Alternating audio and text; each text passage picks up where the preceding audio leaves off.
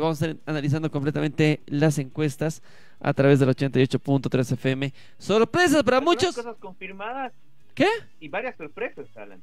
Ha habido varias cosas que sí han estado de acuerdo a los parámetros que se estaban esperando, pero también ha habido grandes sorpresas, Alan.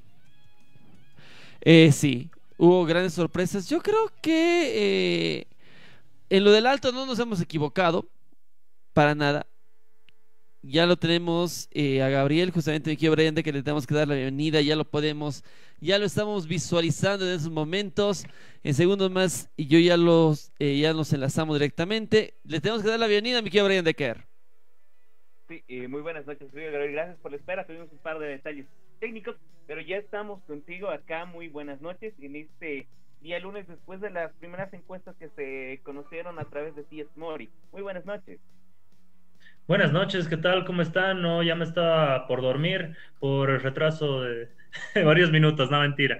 No, un gusto estar con ustedes. Siempre hay retrasos. Yo también hice radio unos 3 años, televisión otros 3, y sé los problemas técnicos que a veces se presentan, y más ahora con la utilización de las nuevas tecnologías, ¿no? Es un gran placer estar con ustedes, compartir por primera vez y pues para brindar el análisis político pertinente en torno a lo que tú decías, ¿no? Precisamente las últimas encuestas con relación a las subnacionales. Así que, pues nada, estaremos compartiendo, y una vez más, gracias por la invitación. No, a ti, Gabriel, por aceptar nuestra invitación. Nosotros hablábamos con Alan desde fuera de micrófonos, fuera de cámaras, y veíamos importante invitar a un profesional en el tema de análisis político, porque hay muchas cosas que se están jugando. Hemos pasado una reciente etapa con las elecciones nacionales que ha puesto en manifiesto un recambio en algunos partidos que ya estaban viniendo, y tal vez algún castigo a partidos que de forma accidental se han formado y no han llegado a cumplir con las expectativas de la población. Ahora, si bien los últimos casi 15 años el MAS ha sido una fuerza política a tomar en cuenta a nivel nacional, siempre en el tema de alcaldías y gobernaciones ha habido otro tipo de factores donde los líderes regionales han tomado otro tipo de papel de importancia. Sin embargo, los resultados que nos arrojan estos datos muestran algunas luces y algunas sombras de lo que podría haber sido la elección de candidatos, empezando por el MAS y también por la configuración de estas pequeñas asociaciones o pequeños grupos que están tratando de ir por las cunas regionales.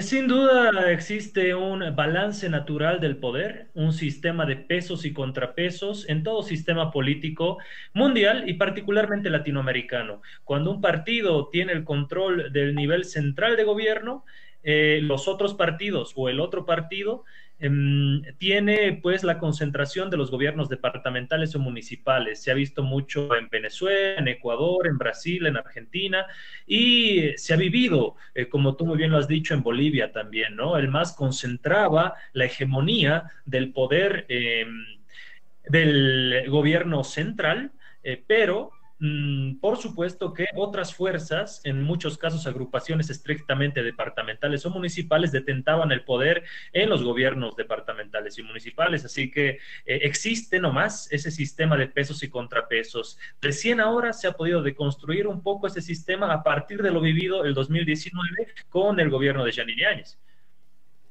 Y justamente ya entrando al tema de las encuestas, ayer nos brindaron grandes sorpresas, Gabriel, para ti. ¿Cómo ves este análisis de las encuestas? Primero en la ciudad de La Paz, que creo que a muchos esta primera gran encuesta, estando en primer lugar César Dottweiler, nos sorprendió a muchos, y también a nivel gobernación, el primer puesto del Maicu, que en estas encuestas está como primero encima del movimiento socialismo con 10 a 15% de diferencia. Entonces, nos sorprendió, creo que a muchos de la ciudad de La Paz, estos datos que nos brindó las encuestas que lanzaron ayer por Unitel. Bueno, creo que a mi modo de ver, a mi modo de analizar, no existieron grandes sorpresas. ¿Por qué?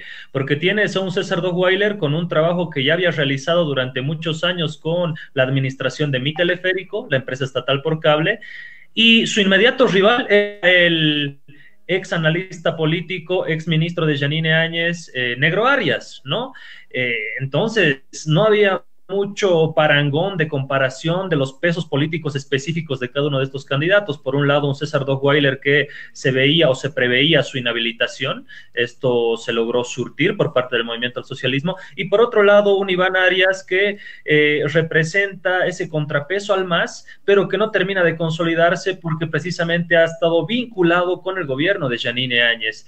Por otro lado, tienes una fuerza que ya es, lo digo yo, no un cadáver político, sino un zombie político, que es Solvó. ¿Por qué? Porque Solvó en determinado momento, durante muchos años y durante muchas gestiones, ha detentado desde el movimiento Sin Miedo, después convirtiéndose en Solvó, en la fuerza mayoritaria del municipio de La Paz, que ha tenido ya gobernado en este gobierno municipal, ¿no?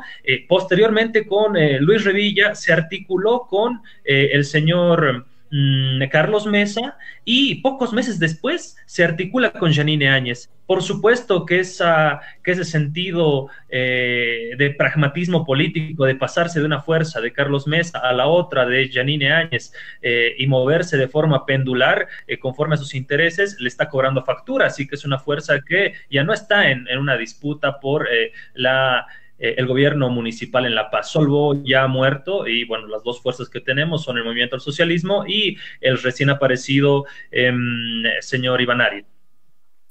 Y en el caso... De acuerdo a los datos que nosotros tenemos a César Dottweiler con un 27.6%, Iván Arias con un 20%, Waldo Albarracín con un 16.2% y el señor David Castro con un 4.1% como las primeras cuatro opciones. El señor Luis Larrea con 4.1, Juan Carlos Arana 3.4, Amílcar Barral 1.8 y al final el señor Álvaro Blondel con 1.4, ¿no? Acá el detalle para ti, Gabriel.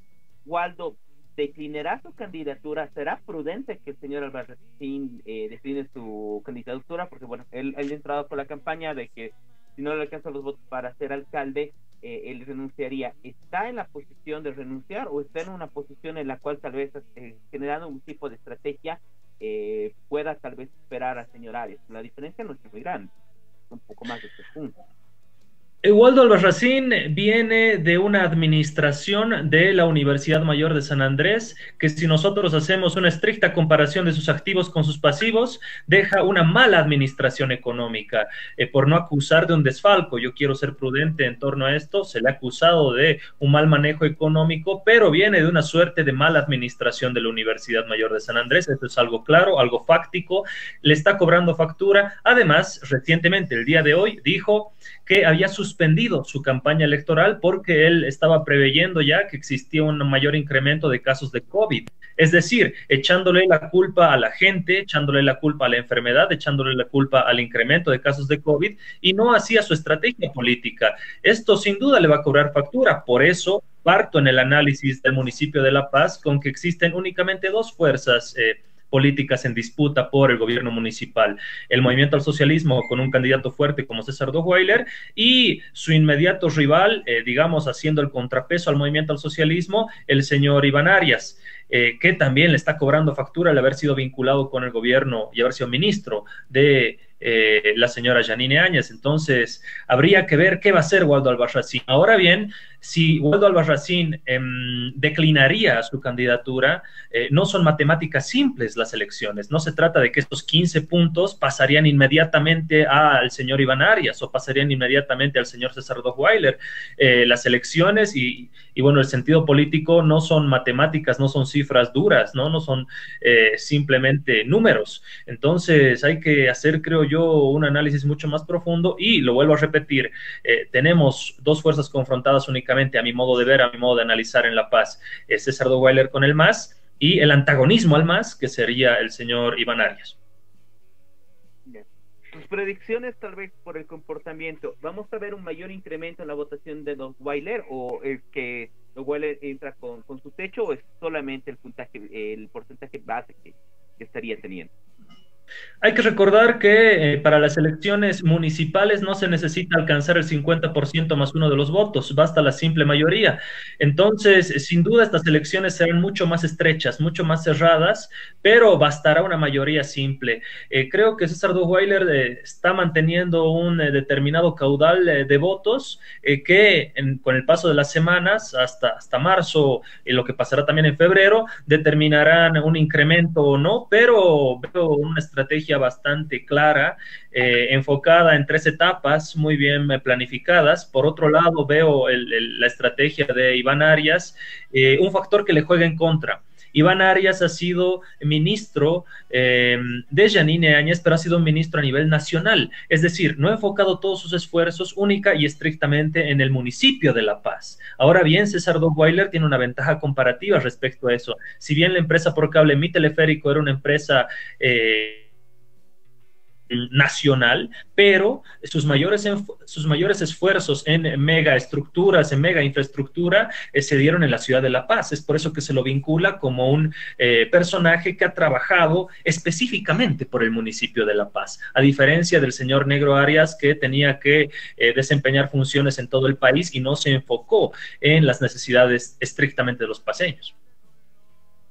Ya, se habla de un 16%, Gabriel, de voto indeciso. ¿Qué tendría que hacer César Duweiler y qué tendría que hacer Iván Arias para poder cautivar la mayor cantidad de ese voto que aún esté indeciso? El voto indeciso generalmente se constituye también por voto oculto, voto que, según el sociólogo Pierre Bourdieu, expresaba como una vergüenza social. Es decir, cuando a ti te preguntan y te dicen por quién vas a votar, tú dices, no sé, todavía no he decidido, pero en tu foro interno tú ya has asimilado que vas a votar o por el MAS o que vas a votar en contra del MAS, porque a esta dicotomía se ha reducido la política nacional, el masismo y el antimasismo, lamentablemente, pero no lo dices porque por esa suerte de vergüenza social, como lo expresa Pierre Bourdieu. Entonces, sin duda, ese voto indeciso también es un voto oculto o voto no expresado hacia el encuestador. Por ende, creo yo que ese estigma de decir voy a votar por el MAS se está perdiendo poco a poco, pero también está creciendo ese estigma de voy a votar, digamos, por Negro Arias o por Iván Arias, teniendo en cuenta la administración que tuvo con Yanine Áñez. Entonces, sin duda, ese voto oculto, voto indeciso, de cierta forma ya está decidido, pero la gente no lo expresa. No creo que haya mayores cambios. Se va a decidir días antes, incluso el mismo día de las elecciones, puesto que ya han jugado, creo yo, sus mejores cartas, a no ser que estén apostando por una estrategia de confrontación directa, que en las últimas semanas tiren una bomba, al estilo del referéndum por el 2016, Evo Morales y Álvaro García Linera, por la reelección, repostulación, tiraron una bomba 2 semanas antes, que fue un detonante clave para que el comportamiento político se mueva en favor de los intereses que estaban muy bien articulados. Entonces podría pasar algo de esas características. Si no, el comportamiento va a seguir siendo el mismo y César Duweiler va a ser alcalde, específicamente del municipio de La Paz. Y ahora la pregunta que... elección, perdón, Alan, ¿no? Del porcentaje de votos indecisos, el 70% de los votos fueron para el movimiento socialismo. Esto hablando de las elecciones nacionales. Hablaríamos de que tal vez aún este 16% tendría un voto mayoritariamente hacia el masismo. ¿Te animas a dar una predicción o tú lo dejas todavía de acuerdo al comportamiento que tengan en los siguientes meses? Mira, el voto indeciso, el voto oculto, el voto, digamos, que no está en favor de ningún candidato, era sumamente clave para las elecciones nacionales. ¿Por qué? Porque no se podía ganar las elecciones con simple mayoría, porque una diferencia no mayor a los 10 puntos porcentuales nos llevaba a una segunda vuelta. Es por eso que el voto indeciso era sumamente clave. En las elecciones subnacionales, como te dije, la ley electoral prevé, el Tribunal Electoral Departamental, el Tribunal Supremo Electoral prevé en todos los casos que la elección de los alcaldes es por simple mayoría de votos. Entonces, no es decisorio este voto indeciso, pero que por supuesto las fuerzas políticas que están disputando el segundo y tercer puesto se lo van a jugar con todo, ¿no? Por supuesto que también César Duweiler va a enfocar sus esfuerzos en ello, pero no veo cómo podrían conquistar a ese determinado voto indeciso, porque no es un voto indeciso con intereses homogéneos, son intereses heterogéneos que componen muchos sectores de la sociedad. Probablemente en ese voto indeciso estén adultos mayores, estén mujeres, estén también jóvenes, ¿no? Teniendo en cuenta que nuestro padrón electoral, el 40% son jóvenes, así que creo yo que las propuestas tienen que virar en torno a esa población joven, juvenil. Lo vuelvo a decir, 40% del electorado. Alan, ¿algo más para acotar en esta intervención con el tema de la Alcaldía de La Paz? No, que de la Alcaldía de La Paz me parece ya ir cerrando el tema justamente, y nos vamos, creo que a la gobernación de la ciudad de La Paz, por el hecho de que hay que analizar muy bien los datos que justamente nos dejó ayer las encuestas, y nos lanzan los siguientes datos: Felipe Quispe, el Maicu, con un 25%, Franklin Flores con un 15.1%, Rafael Quispe con un 10.8% y Félix Pazzi con un 10.1%, que son las 4 primeras fuerzas políticas que están en esta disputa por la gobernación de la ciudad de La Paz. Ahora, ¿qué va a pasar en la gobernación de La Paz? ¿Cómo lo ve Gabriel este análisis? Porque ya no tenemos a Felipe Quispe, falleció por problemas de corazón. ¿Y hacia dónde crees, Gabriel, que va a ir esta votación del 25% que tenía Felipe Quispe, el Maicu? ¿Hacia qué fuerza política o Jayaya va a poder sacar un candidato y va a haber el voto póstumo al estilo que hubo en la época del 97 cuando hubo Carlos Palenque? Bueno, hay que ser claros, existe un antes y un después del fallecimiento de Felipe Quispe el Maicu en torno a las elecciones de la gobernación del departamento de La Paz. Evidentemente, todos los análisis giraban en torno a que Felipe Quispe el Maicu iba a ser el virtual gobernador del departamento de La Paz. Ante la desgracia de su fallecimiento, que lo hemos sufrido, creo yo, todos los paseños, en virtud al gran peso político que tenía el dirigente, como tal, y el postulante pues a la gobernación, el candidato a la gobernación de La Paz, queda como Franklin Flores, el candidato del Movimiento al Socialismo, muy bien perfilado como la opción a ganar esta gobernación. ¿Por qué? Porque se tenía un Felipe Quispe el Maicu en un primer lugar con preferencia electoral muy buena, y en inmediato perseguidor, segundo lugar, estaba Franklin Flores, el candidato del Movimiento al Socialismo. Entonces, sin duda dependerá mucho de lo que haga Jayaya La Paz, esta fuerza política que es específicamente regional, es específicamente de La Paz, no tiene una proyección nacional. Dependerá mucho el candidato que ellos elijan. Estaban hablando mucho de que iba a ser el hijo de Felipe Quispe el Maicu, el señor Santos Quispe, ¿no? Como si se tratara de una monarquía. Fallece el padre, asume el hijo. Creo que tendría que analizarse mucho ello y el peso que ponga Jayaya La Paz, que sin duda los deja huérfanos, por ejemplo, a sus candidatos de La Paz y a su candidata del Alto.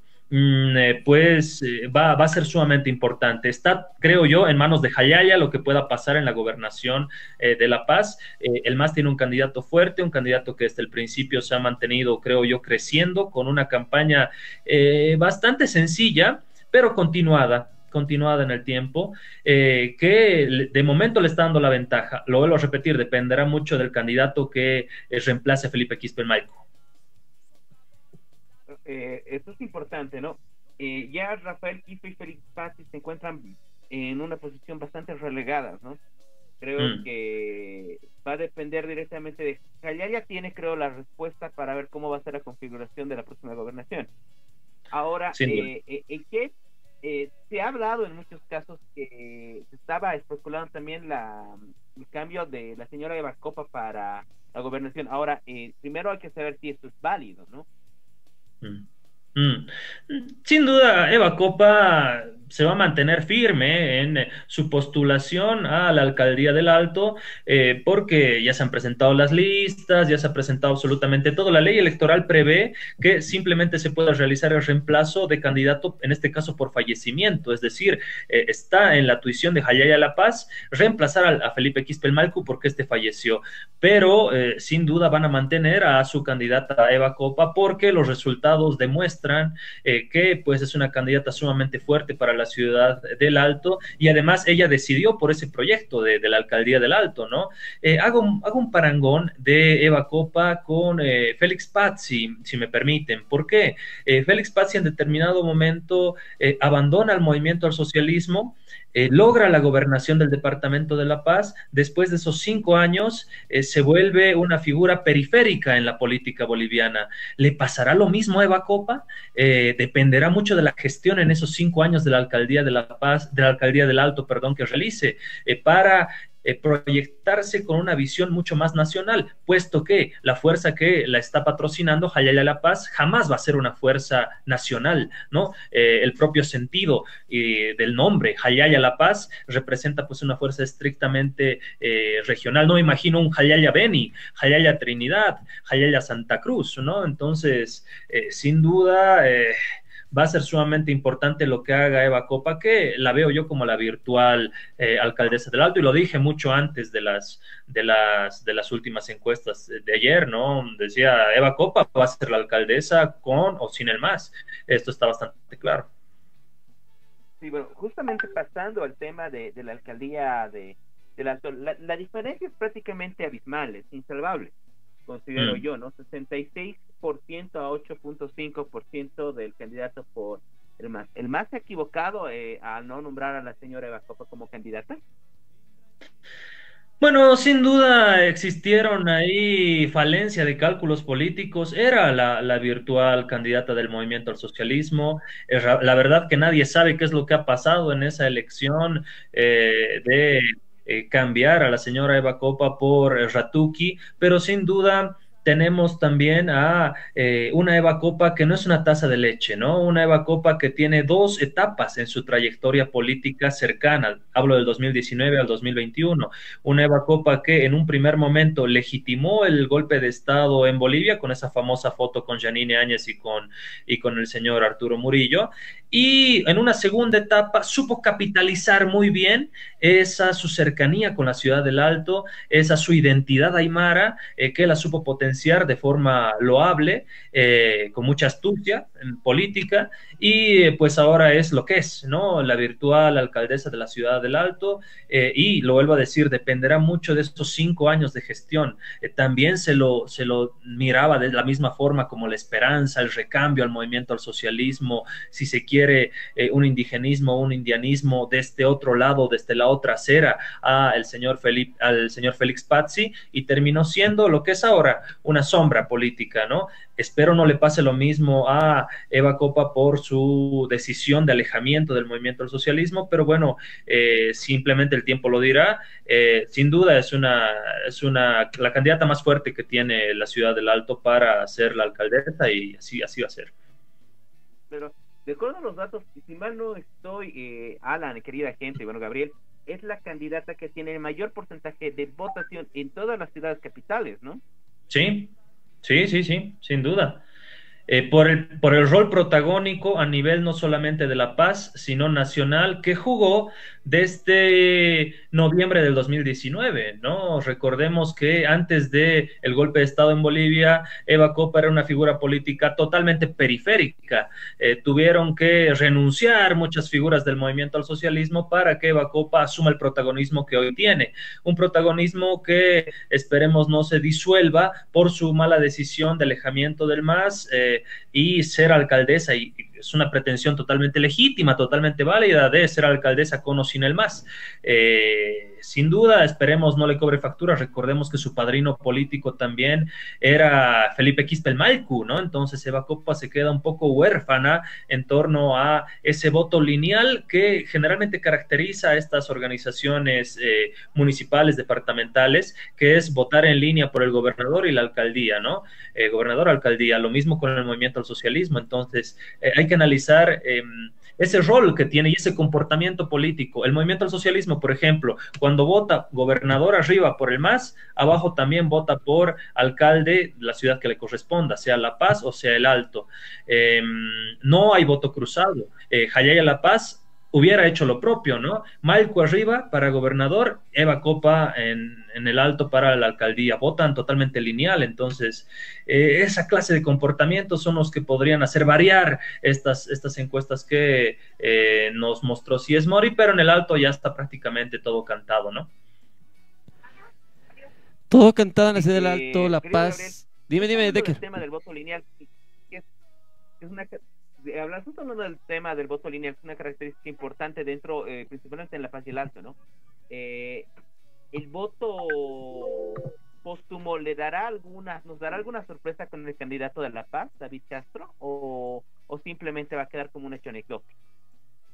No, simplemente creo que representa algo que estamos viviendo últimamente desde el 2019, la farandulización de la política, personajes de la farándula vinculados al quehacer político que están tratando de tener cierto protagonismo, que están tratando de permear esas capas centennials y millennials, esas capas populares que creo yo también la gente se da cuenta, ¿no? Dice, oye, eres muy buen cantante, eres muy buen bailarín, eres muy simpático, muy buen modelo, muy buena presencia si quieres, pero a la hora de gobernar mi país, a la hora de gobernar mi ciudad, a la hora de gobernar mi departamento, necesito gente capaz y competente y la forma farandulesca no me sirve, digamos, ¿no? Entonces creo yo, subestimar mucho el electorado. El electorado centennial y millennial puede que caiga en esa clase de farandulización de la política, pero el mayor caudal de votos de la gente realmente creo que ha adquirido una mayor conciencia política que pues quiere la resolución de sus problemas. ¿Por qué ganó las elecciones nacionales el movimiento al socialismo? Porque la estrategia del movimiento al socialismo fue resolver los problemas que tiene la gente en su bolsillo, en su economía. Simplemente por eso, la política termina siendo un hecho totalmente lógico de resolver problemas de sentido común. Si no presentas eso y te presentas como el antagonismo a Evo, el antagonismo al MAS, o te presentas como otra suerte de construcciones mucho más subjetivas, la gente pues no te da la confianza. Una confianza que se ganó el movimiento socialismo durante mucho tiempo para las elecciones generales y que también le está ayudando mucho en algunos departamentos. Cochabamba ya está claro que la gobernación le pertenece al movimiento socialismo ya desde mucho tiempo, pero los datos que nos lanzan en la ciudad de Cochabamba, las encuestas con Manfred Reyes Villa como primero, a algunos les sorprendió, pero ya como está inhabilitado, creo que eso le va a favorecer mucho al movimiento socialismo, que seguro se asustó mucho en la ciudad de Cochabamba como tal. ¿Qué es lo que pasa? Si hacemos un análisis mucho más exquisito de los polos de confrontación de el 2019, noviembre del 2019, 2020, nos vamos a dar cuenta que han existido ejes de reivindicación del Estado republicano.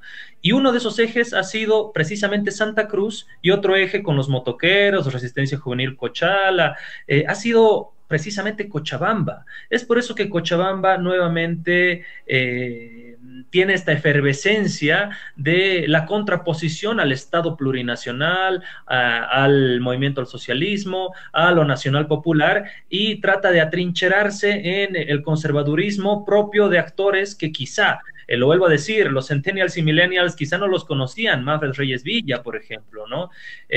Por otro lado, los Caballeros del Oriente, Toborochi, y los propios Caballeros del Oriente que patrocinan de cierta forma en estas disputas orientales a Luis Fernando Camacho. Entonces, tenemos sin duda comportamientos bastante extraños, pero que también nos ayudan a entender lo que ha pasado el 2019, ¿no? Esa reminiscencia al Estado republicano, conservador, neoconservador, versus esta plurinacionalidad y el sentido de la huipala, por ejemplo, como lo exacerba y lo utiliza muy bien discursivamente y simbólicamente la señora Eva Copa, por ejemplo, o los candidatos en el occidente del país. Entonces, hay mucha simbología de por medio y hay mucha confrontación, si se quiere, ideológica, que no se devela a simple vista, pero en el trasfondo político se encuentra presente.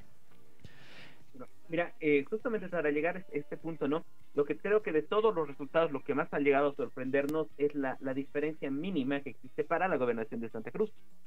Tenemos al señor Fernando Camacho con 34.3 y el señor Mario Cronenberg con 31.8.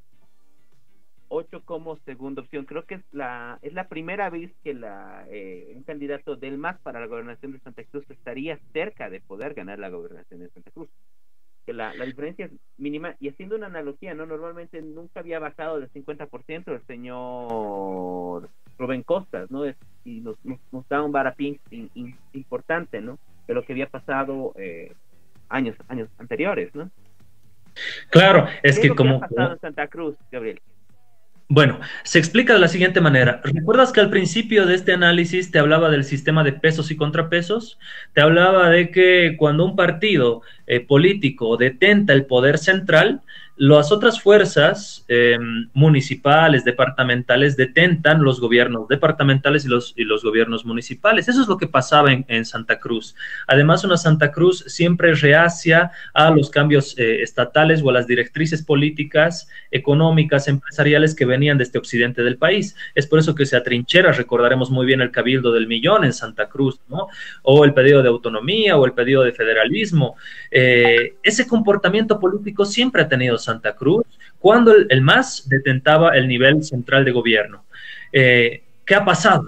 Ha bastado 11 meses de gobierno de Yanine Áñez para que en Santa Cruz surjan nuevas lógicas políticas, y una de ellas es esta migración occidental que de cierta forma se negaba a sí misma, pero que durante el gobierno de Yanine Áñez, con todas las políticas pues agresivas, la utilización abusiva de los aparatos coercitivos y coactivos del Estado, han adquirido una identidad propia y le están dando un mayor peso político, un mayor respaldo a, por ejemplo, la señorita Adriana Salvatierra y precisamente el señor Mario Cronenbol, que viene a hacer y entender muy bien la política cruceña, porque no es un tipo brillante, no es un tipo iluminado, y no pertenece a las logias, digamos, tradicionales, Toboroche o Caballeros del Oriente. Es un tipo que le basta el carisma, le basta bailar bien, le basta expresarse bien, le basta ser buen tipo, y con eso se está ganando el electorado cruceño, que dicho sea de paso, es sumamente machista. Basta ver esos requisitos que presentaron el día de hoy para la señorita Santa Cruz y Miss Santa Cruz, que bueno, está en todos los medios, ¿no? Entonces, es una sociedad que tiene ciertas lógicas a las cuales Mario Cronenbol se adapta muy bien, y por eso también se entiende su ascenso con la candidatura con el Movimiento al Socialismo, además que ya fue gobernador de Guarnes. Un factor sumamente importante es el hecho del crecimiento y la importancia política que tienen las ciudades intermedias. En determinadas elecciones anteriormente, años pasados, las elecciones se determinaban por el voto rural. ¿Qué nos han dicho a partir del 2014, 2016, 2019 el comportamiento electoral? Que el área rural ya no determina las elecciones. Las capitales de departamentos son las que determinan las elecciones, ¿no?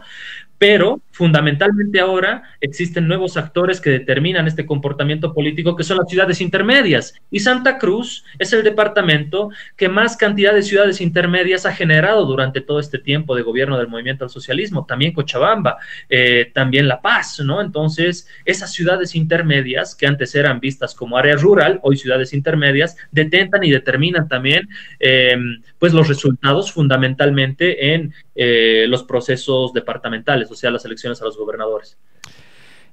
Gabriel, ¿cómo ves el análisis de políticos que se postularon a ser para la presidencia o vicepresidencia y están yendo como candidatos a las gobernaciones? En Beni, Yanine Áñez está segunda, en Marco Pumari en Potosí también segundo.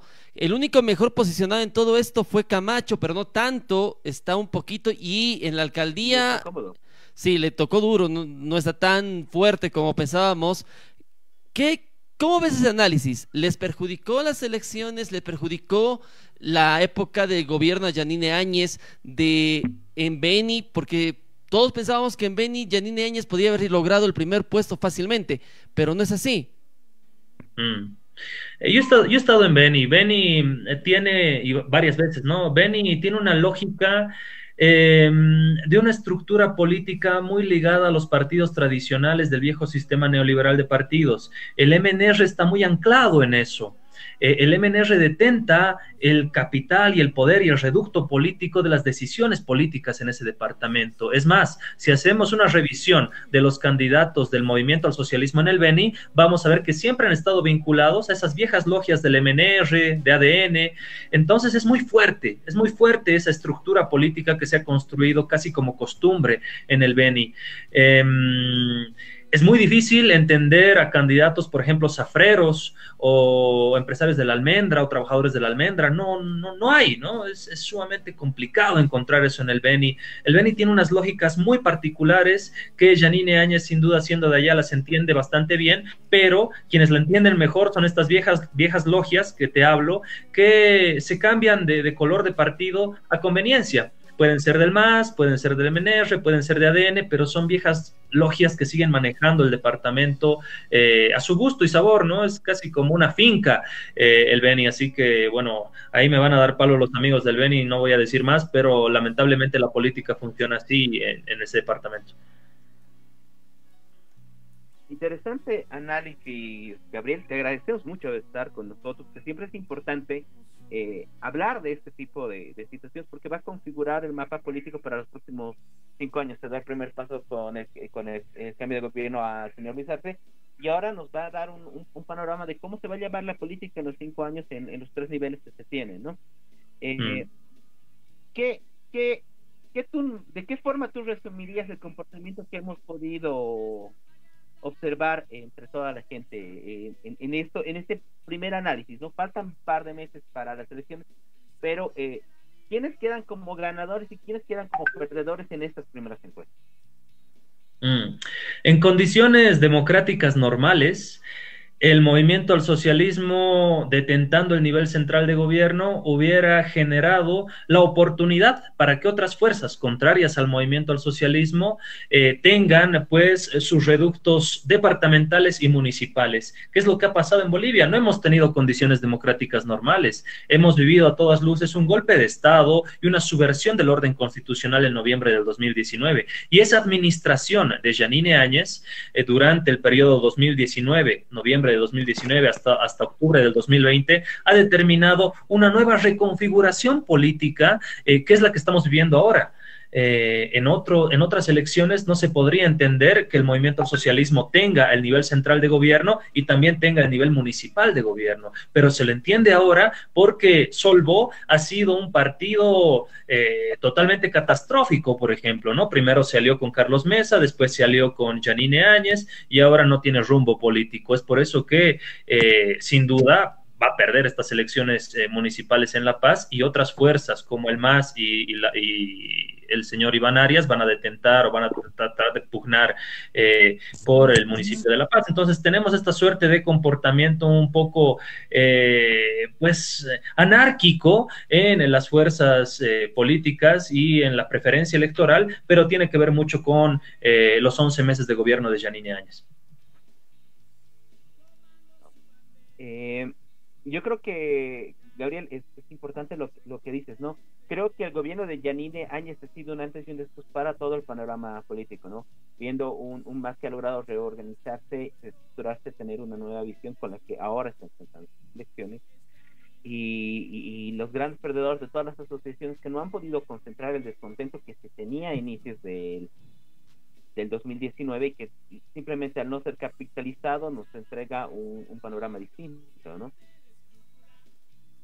Al que se podía esperar. Sí, sin duda haya faltado madurez política, ¿no? Porque si se tuviera madurez política, se podría intentar hacer algo como lo que se hizo en Venezuela, por ejemplo, ¿no? La oposición venezolana al chavismo trató de hacer una amplia mesa democrática, entre comillas, y se articularon en una sola fuerza política para hacerle frente a Nicolás Maduro en su momento, a Chávez en su momento. Esa madurez de la oposición política no se tiene en el país. Lamentablemente se tiene un partido hegemónico, el movimiento al socialismo, y digo lamentablemente porque este partido grande debiera tener también una oposición a la altura de ese momento histórico y de esa práctica política. No lo tiene. En los hechos, el movimiento al socialismo está más pendiente de las disputas internas a la interna del movimiento al socialismo, que las disputas con otras fuerzas políticas, porque al frente no hay nadie, al frente no hay una fuerza política consolidada que le haga frente en la política central, la política departamental y municipal del movimiento al socialismo. Entonces, sin duda falta mucho para articular ello, y la confrontación ideológica política se está dando al interior del MAS y no así del MAS hacia las otras fuerzas, ¿no? Eso se ve muy claro. Gabriel, tú podríamos hablar que Demócratas, Solvo y Comunidad Ciudadana ya están en la fase de disolución como propuestas políticas. Hay un fenómeno bastante interesante. Comunidad Ciudadana ha ganado en las capitales de departamento, ¿no? Ganó en La Paz, en la capital del departamento de La Paz, en Cochabamba, en Santa Cruz, no, en Santa Cruz no, en Sucre, por ejemplo. Sucre, La Paz, Cochabamba. ¿Qué ha pasado? Ha jugado todas sus fichas y todas sus piezas, ha puesto toda la carne al asador en sus senadores, diputados y demás, y se ha quedado sin gente para las elecciones subnacionales, por ejemplo. Es por eso que no tenemos candidatos de Comunidad Ciudadana que de cierta forma puedan hacer frente a las otras fuerzas políticas. Ese es un fenómeno particular de ellos que les tocará analizar a ellos. El movimiento al socialismo, por otra parte, también ha cometido grasos errores. El del Alto es un error muy evidente, pero también ha sabido construir a lo largo de ese periodo de gobierno central liderazgos ciertamente interesantes, aunque sea en el plano técnico, ¿no? Como el de César Dottweiler, por ejemplo. Tienes gente que puede hacer frente y puede detentar el poder municipal y departamental. Cronenbol es un caso interesante. No deja de ser interesante el caso de Adriana Salvatierra en Santa Cruz. Es como que el MAS ha puesto sus mejores candidatos, Cronenbol y Adriana Salvatierra, en el lugar donde habitualmente no ganaba, que es Santa Cruz, y por eso está pasando el fenómeno que analizábamos contigo en Santa Cruz, ¿no? Entonces, sin duda, creo yo que falta mucho por decir en la política nacional, y falta muchos liderazgos por darles la chance, darles la oportunidad también, ¿no? Eva Copa toma esa decisión porque precisamente el MAS no le da la chance y dice, bueno, yo con el MAS o sin el MAS voy a ser alcaldesa del Alto, y lo está haciendo. Creo que falta más de eso, ¿no? Ese atrevimiento, y creo yo que los nuevos liderazgos políticos van a caer por gravedad, porque ya está generándose una nueva generación de políticos, una nueva generación de gente muy capaz y muy competente, que va a terminar relegando a las viejas figuras del pasado, entre ellas Manfred Reyes Villa, Yanine Áñez y las otras figuras, antiguas de la política nacional, departamental y municipal.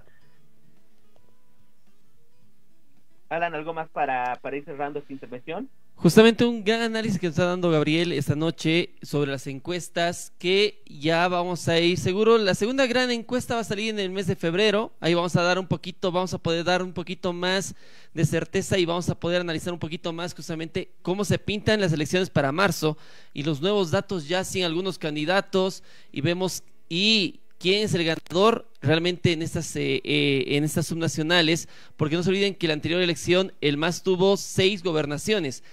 Repetirá las 6 gobernaciones del Movimiento Socialismo, perderá algunas, en algunos departamentos ganará nueva gobernación. ¿Cómo será este nuevo mapa electoral subnacional que nos brinda como tal las subnacionales 2021? Bueno, sin duda yo quiero felicitar esta iniciativa que tienen, porque estamos analizando el trasfondo de las encuestas, no simplemente los números o las cifras frías o los porcentajes, y eso es sumamente fundamental porque eleva el debate político y pues nos posiciona en un sentido crítico y autocrítico de lo que está pasando, no solamente a nivel nacional, sino regional, departamental y municipal. Así que felicito la iniciativa que tienen. Nuevamente sigan adelante con este programa, hay que analizar esos trasfondos, y pues una vez más muchísimas gracias por la invitación. No, a ti Gabriel Villalba, que está con nosotros. Querido Gabriel, muchas gracias por acompañarnos. Esperemos que para las siguientes encuestas podamos seguir debatiendo y analizando de una forma un tanto diferente, como tú bien decías, dejando un poco más atrás los números y más yendo al fondo del por qué han sucedido las cosas. Muchas gracias. A ustedes. Mi querido Brian Decker, nosotros tenemos que ir a una pequeña pausa comercial y nosotros volvemos con más del TDL Plus 2021 a través de la doble, el 88.3 FM, a través de